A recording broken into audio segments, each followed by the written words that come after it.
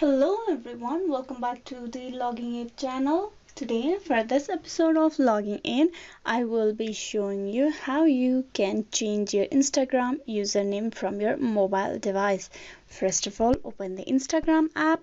Once you open your Instagram app, go to your profile section. For that, click on me icon on the bottom corner. Then click on the edit profile option. Here you can see the option of username just below the name of yours. Tap on username. Now you erase the username and you type in a new username for your Instagram. I'm just gonna type in a different one. If the username is available, you will be able to save the username.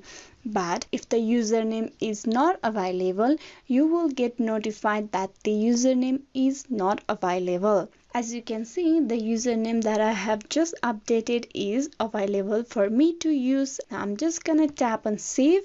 Here you can see this username is available to use, so there's a tick mark just beside it. Now I'm gonna save this as my username. For that, tap on the tick mark on the top right corner.